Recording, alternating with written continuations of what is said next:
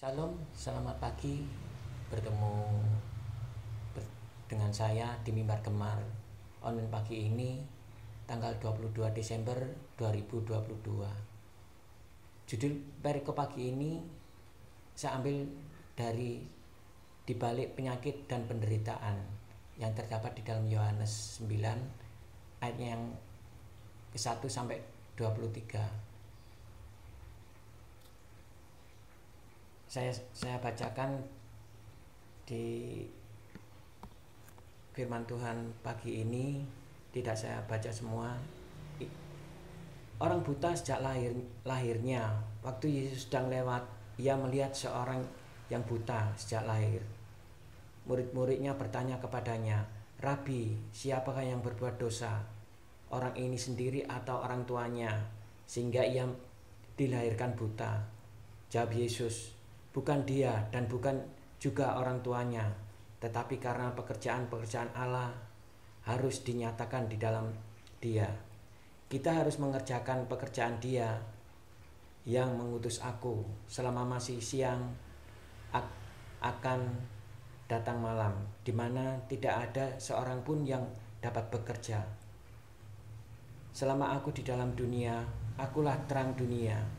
Setelah ia mengatakan semuanya itu, ia meludah ke tanah dan mengaduk ludahnya itu dengan tanah. Lalu ia mengolesnya pada mata orang buta tadi dan berkata kepadanya, "Pergilah, basuhlah dirimu dalam kolam Siloam." Siloam artinya yang diutus. Maka pergilah orang itu, yang membasuh dirinya, lalu kembali dengan matanya sudah melek. Puji Tuhan ya, firman Tuhan pagi ini sama seperti firman Tuhan minggu kemarin tentang terang. Biarlah terang dapat menjadi contoh dalam kehidupan kita sehari-hari. Buta atau dengan kata lain tidak bisa melihat, sudah bisa dipastikan bahwa tidak ada orang yang mau kalau matanya buta. Karena jika mata kita buta atau tidak bisa melihat, maka seluruh kegiatan akan terganggu. Namun bagaimana jika Tuhan izinkan terjadi seperti dalam nats di atas yang menceritakan orang yang buta sejak lahir, berarti sejak dari kandungan orang ini sudah buta.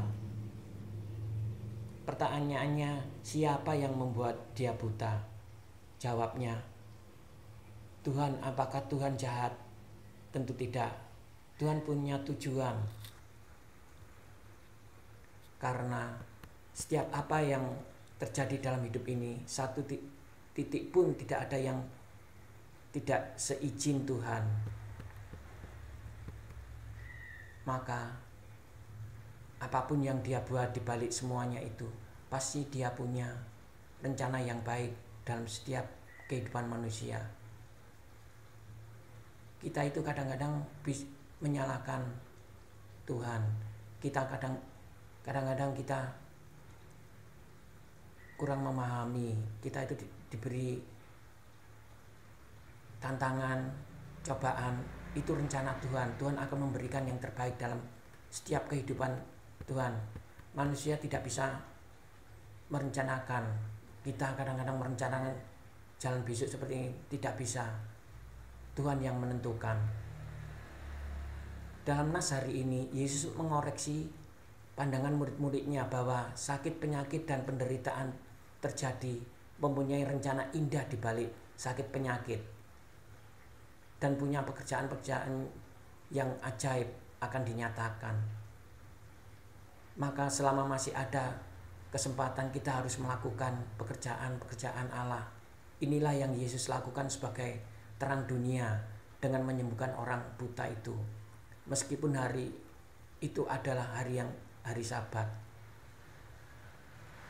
Kita kadang-kadang bisa menjadi terang dalam kehidupan setiap orang, siapapun, tetangga kanan kiri.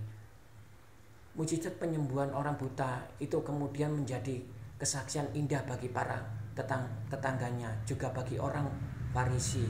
Meskipun mereka semua tidak percaya dan tetap menolak dia, Orang tuanya juga tidak mau bersaksi bahwa Yesus adalah penyembuh anaknya. Mereka lepas tangan dan mengalihkan persoalan itu kepada anaknya. Mereka lebih takut kepada manusia yang hanya dapat mengucilkan mereka secara fisik daripada Allah yang dapat membinasakan jiwa mereka. Kadang-kadang kita itu lupa, tidak mau memberitakan kesaksian kebaikan Tuhan ya. Padahal Tuhan seringkali menolong kita. Kita kadang sulit untuk menceritakan kepada tetangga kanan kiri. Tapi percaya, kita tetap belajar ya. Biarlah kita menjadi terang. Allah di dalam Yesus Kristus adalah Allah yang hidup, Maha Kuasa, Maha melihat, Maha segala-galanya. Ada berbagai macam cara Ia memperlihatkan kuasa bagi umat manusia supaya manusia percaya. Namun kadang-kala manusia karena mata rohani buta yang baik pun dianggap tidak baik. Maka dalam hal ini Tuhan Yesus memperlihatkan langsung kuasanya supaya manusia percaya bahwa tiada mustahil bagi Allah jikalau Dia mau. Setiap apapun yang kita lakukan ya, sesulit apapun, segala penyakit, tantangan, tidak ada yang mustahil. Tuhan selalu menolong setiap kehidupan kita. Hari ini kita bisa belajar bahwa di balik sakit penyakit dan penderitaan ada rencana Tuhan yang indah di dalam hidup kita. Sebab itu ketika sakit, penyakit, dan penderitaan datang menerap kita, nantikanlah saat Tuhan bekerja dan menyatakan maksudnya yang indah di dalam hidup kita.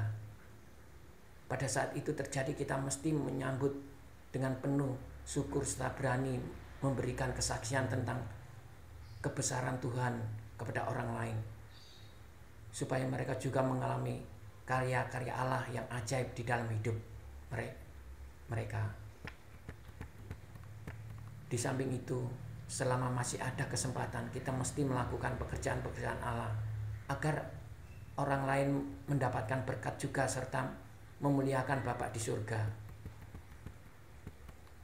Yakin bahwa semua yang terjadi dalam hidup ini Tuhan izinkan supaya manusia sadar bahwa manusia harus kembali menyembah Allah dengan sungguh-sungguh.